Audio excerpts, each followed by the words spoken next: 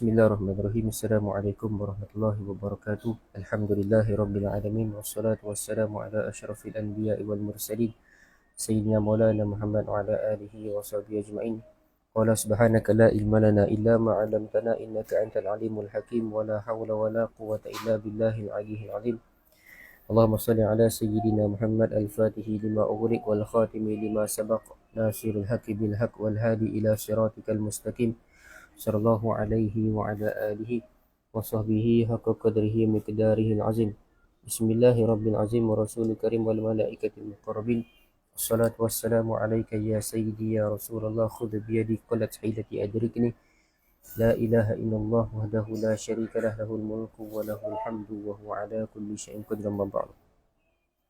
Alhamdulillah, bersyukur kita kepada Allah Subhanahu wa taala kerana dapat untuk kita menyambung kembali pembacaan kitab Syama'il Muhammadiyah Imam Tirmizi rahimahullah ta'ala. Dan insyaAllah pada tengah hari ini kita masih lagi dalam bab yang ke-26 berkenaan dengan lauk pauk yang pernah dimakan oleh Rasulullah SAW. Kita masuk pada hadis yang ke-170. Pada hadis yang ke-170, qala mu'alifu rahimahullah ta'ala wa nafa'ana bihi bi'ulumihi wa barakatihi fid daraini amin. An Jabir radhiyallahu anhu qala kharaja Rasulullah sallallahu alaihi wasallam wa ana ma'ahu fadakhala ala imra'atin minal ansar fadhabahat lahu syatan faakala minha wa atathu biqina'in min rutabin faakala minhu thumma tawadda'a lidh-dhuhri was-salah thumma insaraf fa'atathu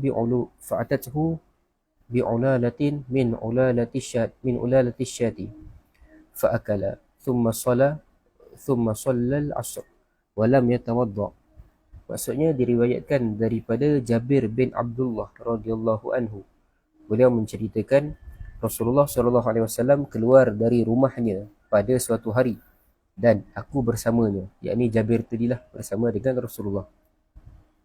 Kemudian baginda masuk ke dalam rumah seorang perempuan Ansar. Lalu perempuan itu menyembelih seekor kambing untuk baginda. Baginda pun memakannya. Perempuan itu membawa pula kepada baginda satu pinggan kurma dan baginda pun memakannya. Kemudian baginda mengambil wuduk dan menunaikan solat zuhur. Setelah itu, baginda berlalu pergi. Kemudian perempuan tadi membawa kepada baginda saki-baki daripada daging kambing tadi. Baginda makan, kemudian baginda mengerjakan solat asar tanpa mengambil wuduk. Jadinya hadis ni nak ceritakan kepada kita, nak bagi tahu kepada kita bahawa Nabi SAW itu menjadi tetamu di rumah seorang wanita Ansar. Nabi SAW itu pernah menjadi tetamu di rumah seorang wanita Ansar. Dan kemudiannya baginda dihidangkan dengan daging kambing. Nabi SAW dihidangkan dengan daging kambing. Kemudiannya diikuti dengan buah kurma dan baginda makan berulang kali lah. Baginda makan berulang kali, banyak kali. Walaupun menikmati daging yang dimasak, Nabi SAW tidak mengambil wuduk selepas makan, iaitu sebelum baginda mengerjakan solat. Dah selesai je Nabi SAW kan nak solat zuhur dan sebagainya. Solat asar, tapi Nabi SAW tidak mengambil wuduk. Dan terus kepada solat. Jadinya apa pengajaran yang kita boleh ambil? Yang tadi tu lebih kepada kita nak perincikan satu persatulah apa yang nak diceritakan dalam hadis tadi. Cumanya apa pengajaran yang kita boleh ambil adalah yang pertamanya, galakkan untuk kita ini melayani dan menjamu tetamu sebagaimana yang diulas dalam pengajaran hadis sebelum ini. Dia sama macam sebelum ni. Sebelum ni pun galakkan untuk kita ini melayani tetamu dengan baik. Begitu juga dalam hadis ni nak ceritakan kepada kita, kalau ada tetamu datang ke rumah kita, datang ziarah kita, kena layan dengan baik. Yang keduanya, hadis ini menunjukkan keharusan makan berulang kali sekalipun makanan yang pertama dimakan belum hadam. Jadinya boleh untuk kita ini makan secara berulang kali walaupun makanan pertama yang kita makan itu belum hadam. Namun Nabi SAW walaupun makan berulang kali, ini apa yang dilakukan oleh baginda Nabi lah. Walaupun Nabi SAW makan berulang kali, baginda tidaklah makan sehingga kenyang, kerana bukan menjadi tabiat baginda makan hingga kenyang. Nabi SAW bukan makan hingga kenyang lah. Walaupun Nabi SAW makan berulang kali, banyak kali, tapi baginda tidak makan sehingga kenyang. Dan yang ketiganya, hadis ini menjadi dalil bahawa tidak wajib mengambil wuduk selepas makan makanan yang dimasak di atas api. Walaupun ada hadis yang mengatakan kena mengambil wuduk setelah makan masakan yang dimasak di atas api, tetapi hadis tersebut telah dimansuhkan. Hadis tersebut telah dimansuhkan dan diguna pakai hadis yang berdalilkan dengan inilah. Nabi SAW tidak mengambil wuduk setelah makan daging kambing yang dibakar ataupun dipanggang. Ia sama macam penjelasan sebelum-sebelum ni, sama. Kemudiannya hadis yang ke-171 menceritakan bahawa Nabi SAW itu antara lauk yang pernah dimakan ataupun dinikmati oleh baginda adalah silqan, yakni sejenis sayuran hijau. An Ummil Munzir radhiyallahu anha qalat dakhala alayya Rasulullah sallallahu alaihi wasallam wa ma'ahu Aliyun wa lana dawalin mu'allaqatun. Qalat faja'ala Rasulullah sallallahu alaihi wasallam ya'kulu wa Aliyun ma'ahu ya'kul. Faqala Rasulullah sallallahu alaihi wasallam li Aliyin mah ya Ali fa innaka naqatun. Qalat fajalasa Aliyun wan Nabiyyu sallallahu alaihi wasallam ya'kul. Qalat faja'altu lahum silqan wa sya'iran. Faqala an-Nabiyyu sallallahu alaihi wasallam li Aliyin min hadha fa asib fa inna hadha awfaqu lak. Maksudnya diriwayatkan daripada Ummu Al-Munzir radhiyallahu anha. Beliau menceritakan Rasulullah SAW memasuki rumahku bersama Ali. Kami memiliki beberapa tandan kurma segar.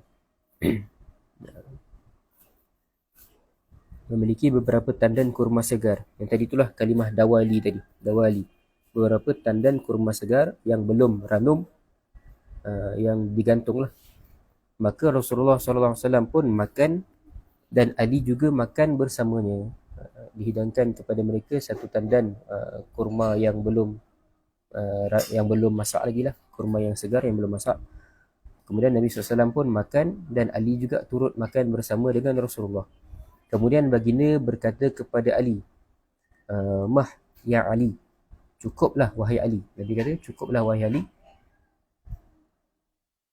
engkau baru sahaja sakit, belum lagi betul-betul sembuh.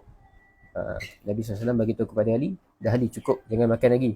Engkau baru saja lepas daripada sakit dan belum betul-betul sembuh lagi. Itu kata Nabi. Ali pun duduk tidak makan lagi dan Rasulullah SAW meneruskan makan. Ali dah duduk tak makan dah, Nabi SAW masih teruskan makan lah. Kemudian aku, yakni Ummul Munzir tadi, kemudian Ummul Munzir memasak silk, yakni sejenis sayur dan barli untuk mereka. Lalu baginda pun berkata kepada Ali, yang tadinya Ali tu dah tak makan dah lah kurma yang belum masak lagi, tak makan dah kurma tadi.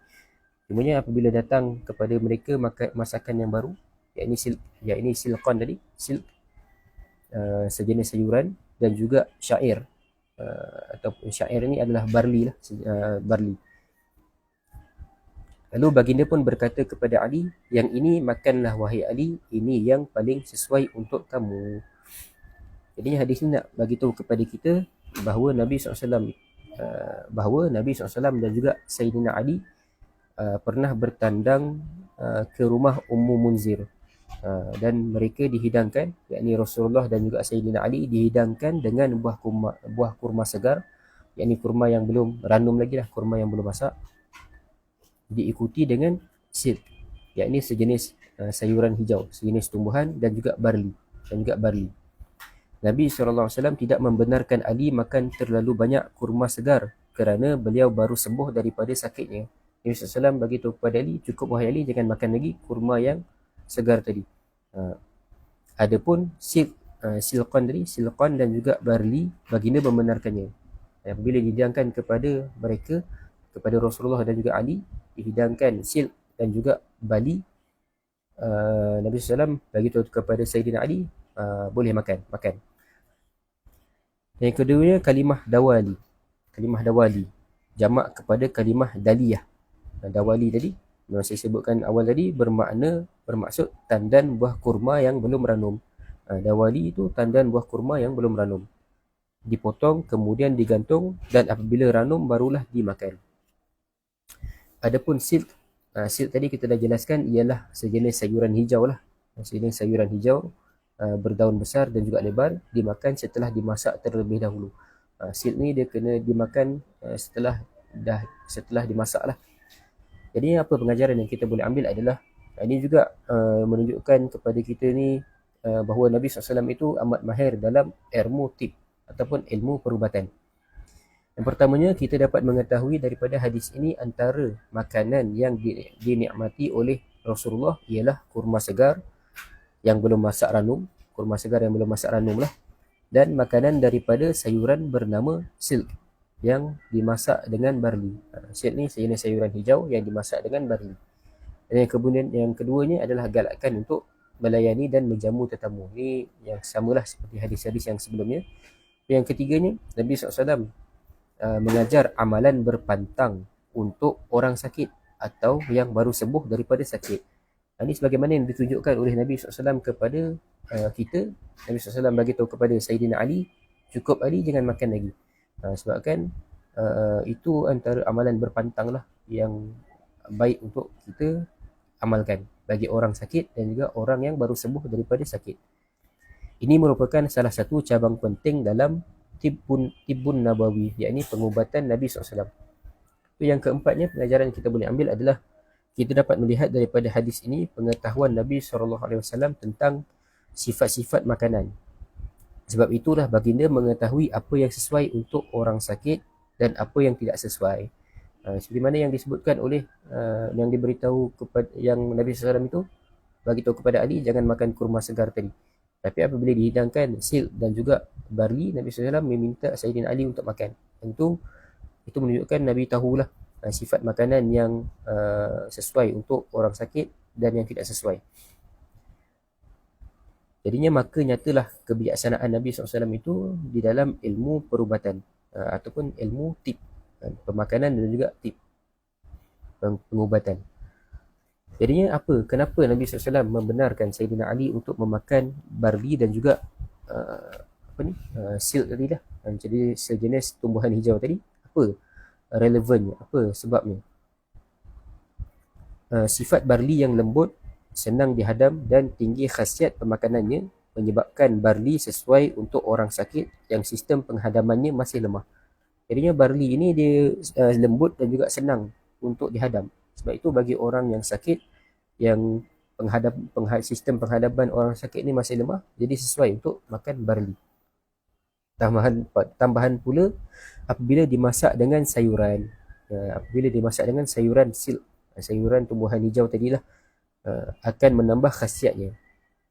Barli tu dah cukup berkhasiat dan lebih ditambah khasiatnya lagi dengan dimasak sekali dengan sayuran hijau. Kemudiannya kurma pula dihalang sebab apa? Kurma pula memudaratkan jika dimakan terlalu banyak oleh orang sakit. Kurma kalau dimakan terlalu banyak oleh orang sakit, maka dia akan memudaratkan lah. Jadinya sebab itu Nabi SAW melarang Ali daripada memakan kurma tadi.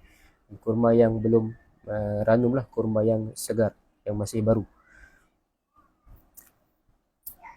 Yang kelimanya, galakkan memberi nasihat kepada orang yang memerlukan, sebagai mencontohi Nabi SAW yang memberi nasihat kepada Ali radhiyallahu anhu tentang makanan yang tidak sesuai dimakannya. Jadi kita ni kena sentiasa memberi nasihat kepada orang-orang. Sebagaimana kita mencontohi Nabi SAW, Nabi SAW bagi tahu kepada Sayyidina Ali bahawa makanan ini tidak sesuai untuk kamu, dan makanan ini sesuai untuk kamu. Itu.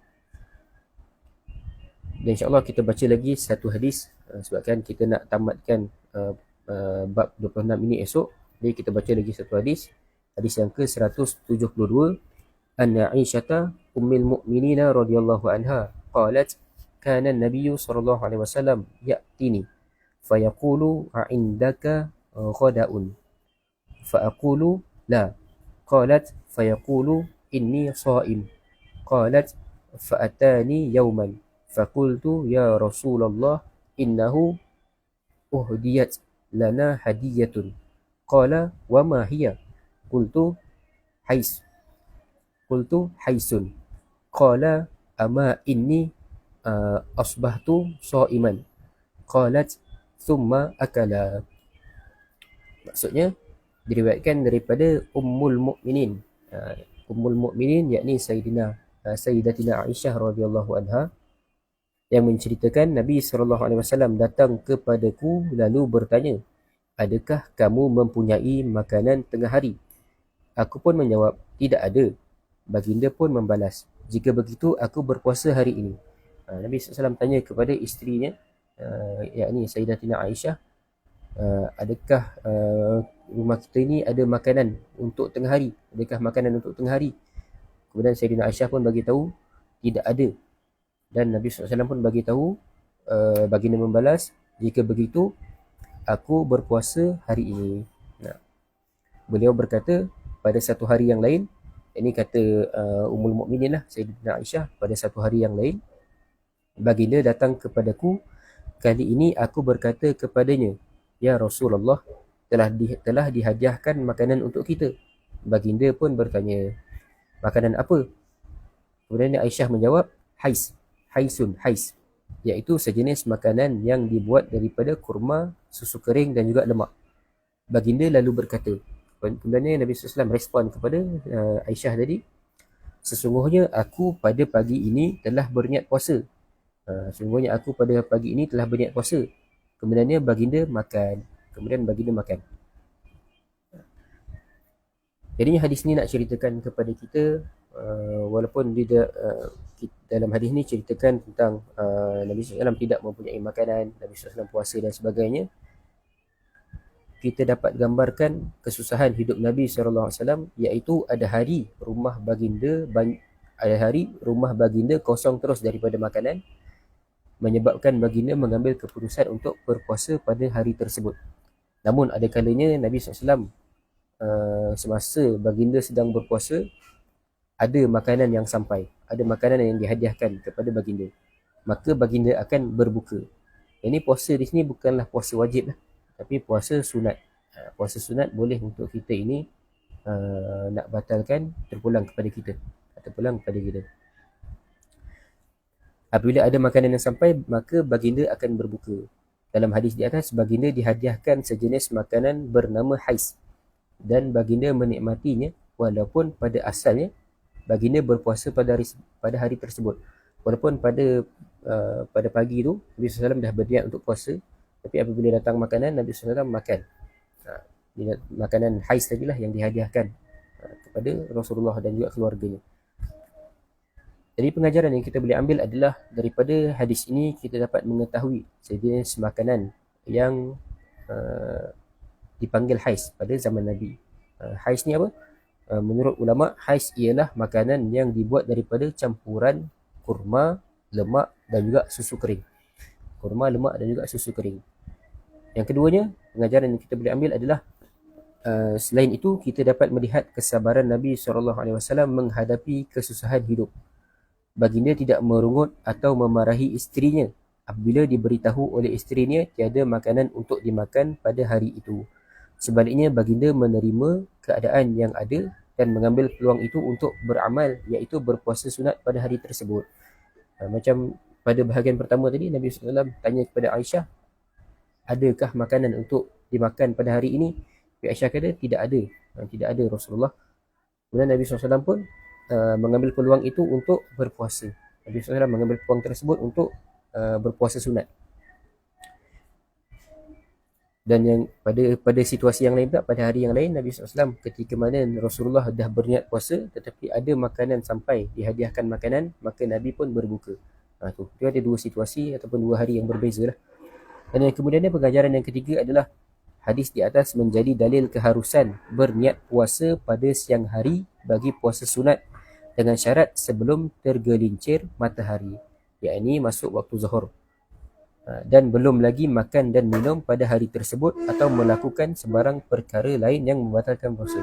Yang ni kita telah sedia maklum lah, dibolehkan untuk kita ini berniat puasa sebelum gelincir matahari, yakni sebelum masuk waktu zuhur, maka boleh diniatkan berpuasa dengan syarat kita tidak melakukan perkara-perkara yang membatalkan puasa setelah daripada terbit fajar, ataupun kita tidak makan dan minum setelah terbit fajar, maka dibolehkan untuk kita berpuasa.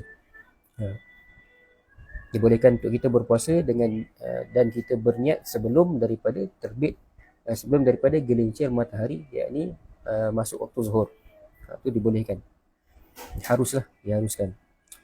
Hadis kemudian ni yang keempat pengajaran kita boleh ambil adalah hadis di atas juga menunjukkan keharusan membatalkan puasa dengan sengaja bagi orang yang berpuasa sunat sekalipun tanpa sebarang keuzuran. Disunatkan ia berpuasa semula pada hari yang lain. Jadi berpuasa sunat ni boleh untuk kita batalkan ikut kita lah, sebab kita yang puasa sunat tu, jadi bergantung kepada kita sama ada nak batalkan puasa ataupun tidak. Macam apa yang seperti mana yang Rasulullah buat pada awalnya, memang Nabi SAW puasa, tetapi Aisyah beritahu, ya Rasulullah, ada orang hadiahkan kepada kita makanan, makanan hais tadi. Kemudian Nabi SAW pun kata kepada Aisyah, pada mulanya aku berpuasa, aku berniat puasa, tapi Nabi SAW batalkan puasa itu dan Nabi SAW makan makanan yang dihadiahkan tadi. Jadinya itulah serba sedikit hadis yang kita boleh ambil daripada kitab Syama'il Muhammadiyah ini untuk kita jadikan pedoman, untuk kita jadikan ikutan kita. InsyaAllah kita bertemu lagi pada hari esok, dan insyaAllah pada hari esok kita akan habiskan bab yang ke-26 ini, dan lusa insyaAllah kita masuk pada bab yang baru insyaAllah. Wallahu subhanahu wa ta'ala a'lam. Assalamualaikum warahmatullahi wabarakatuh.